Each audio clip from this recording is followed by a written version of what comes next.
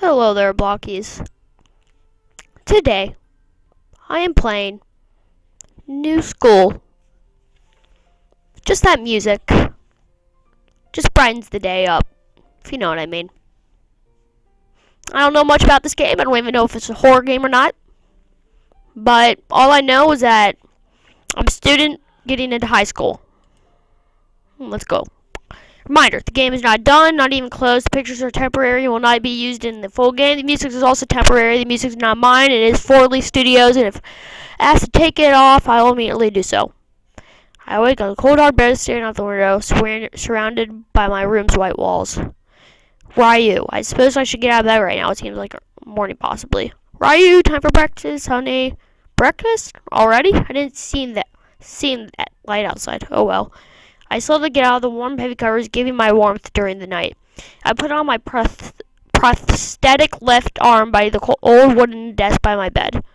Good enough, I guess. I walk out of the bed, going into a small hallway, leading to 4 doors. I open the main hallway door, showing the living room and kitchen. Ryu, is your arm tight enough? I don't want the prosthetic arm making you sore. Wait. So I'm guessing, like, his arm, he has to...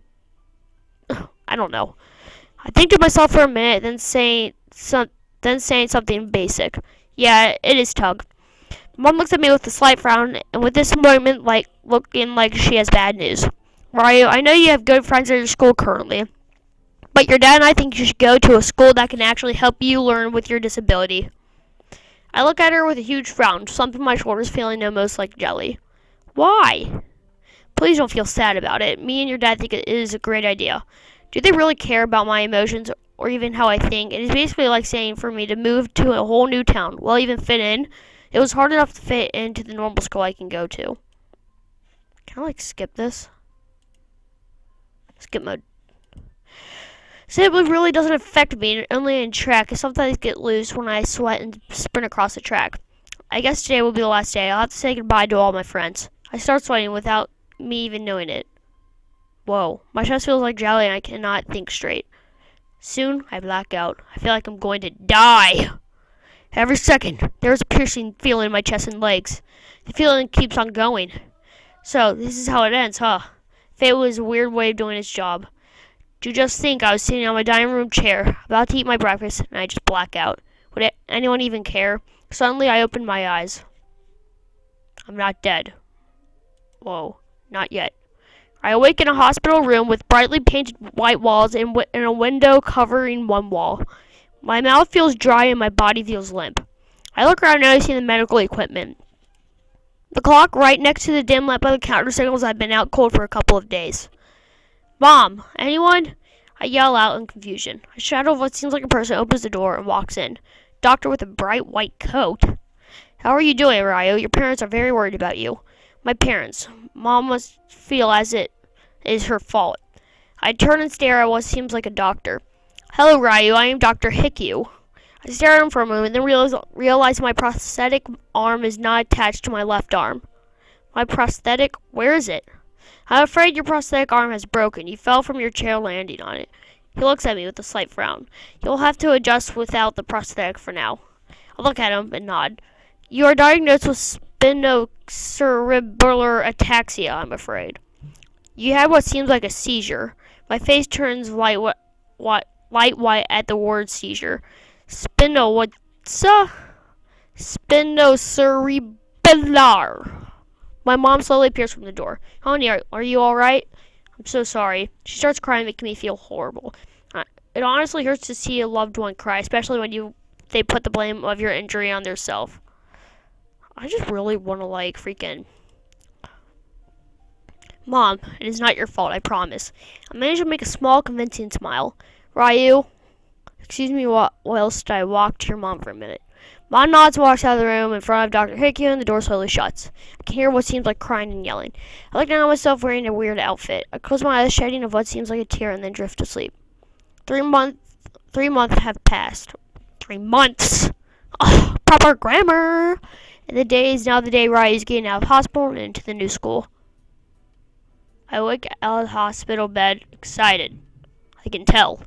Finally, I'm getting out of the disguised jail cell. Dr. Hickory slowly opens the door with a smile on his face. Hello, Ryu. Today's the day. You get out. Dr. Hickory lets out a small chuckle and smiles. Here. Dr. Hickory reveals what seems like a wheelchair. I slowly get out of bed using my right arm to do so. Dr. Hickory lays down the wheelchair and I sit down with joy. Is Mom okay? Well, we have given the best therapy as possible. She still is doing horrible, but increasing slightly. Mom slowly walks to the room, darting her eyes to me. Ryu, I hastily got up from the wheelchair and walked to her, and awkwardly hugged her with my nub of arm. I laid my head on her chest, crying. Mom, it is not your fault, I swear. She nods. I know she doesn't believe me. So much has happened in so little time. Feels if only yesterday I was at the track running laps. I look over, sitting back into the hard seating of the wheelchair. She looks at Doctor, asking him to leave, trying not to be rude. He nods confusedly and walks out. Ryu, I'm afraid you still have to go to the new school. I let out a sigh, trying to calm my breathing.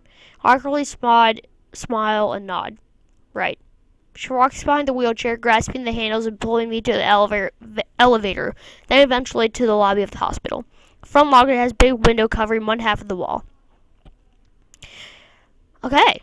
I peer outside from afar, staring at the beautiful sky. I slowly stand up and leap off the wheelchair. The sky is beautiful, bright blue, with barely any clouds. We should be going, Ryu. Your school starts tomorrow. I hope you can take care of yourself, since the drive to the new school is about 3 hours from home. You have your own dorm, R14. She then hands me some kind of card. I see. She pulls out what seems to be a rusty key and hands it to me. Try not to lose it, okay, Ryu? Not understandingly, and I'll try my best not to. We walk outside. I take a big whiff of the air and smile. I feel isolated, not in a bad way, but in a good way. My smile soon goes away, and I continue walking at my mother's pace. In the parking lot. We eventually reach a car, and I try to open the arm with the nub of my left arm. Right. I blush and open the car with my right arm instead. The car starts, holding the leather that covers the car. Are you going to be dropping me off at the new school? Yes, you will be greeted by someone there. Someone. I have a feeling that she doesn't know who that someone is. I'll just ask directions for the boys' dorm. Yeah, that is a good idea. The car starts, minutes pass without me even knowing. Eventually I doze off into a deep slumber. Maybe changing school is for the best. Maybe. I ponder about the subject. My eyes open. Hours pass, and we're at the new school. Whoa. The sky is glistening with shining stars, and the dim moon stays static, like it always is. What is the school called? I can't remember. Without knowing, I let out a deep exhale and opened the car door. Right. Goodbye, Mom. Goodbye, sweetie. I closed the car door, and the sound of the door closing is eerie to say the least, as it said was the last time I will probably see Mom in a long time. The car slowly drives off until disappearing into the night fog. I pull out a rusty small key out of my pocket, then a card with my room number. R14, right. I glance at the open gate, walking along the stone path. I bump into a figure, girl with light green hair. I stare at her for a moment, then quickly staring at the ground, trying not to make her feel uncomfortable. Sorry. I say with a very implausible smile. Do you know where the boys' dormitory is? She stares at me, then quickly points her finger to the building of what seems like a dorm. Oh, thanks. Solid ground, I guess. I smile, then walking on the path that leads to the boys' dormitory. I make a quiet yawn before entering the dormitory. Whoa, that's creepy, kind of. The dormitory is based on a long hall, the dorms left to right of each other. I examine each door looking for R14, R13, R14, R14, finally. I stick the key in the hole, twisting. I open the door handle and it opens with ease, almost inviting me inside. The room smells and it looks like it hasn't been used in a while. The bed looks better than the one at home, that is for sure. I walk inside the room, locking the door behind me. There is a wall clock in the wall, and I check the time. 7 p.m. Might as well get a good night's sleep, even though it's pretty early. I fell into bed, closing my eyes.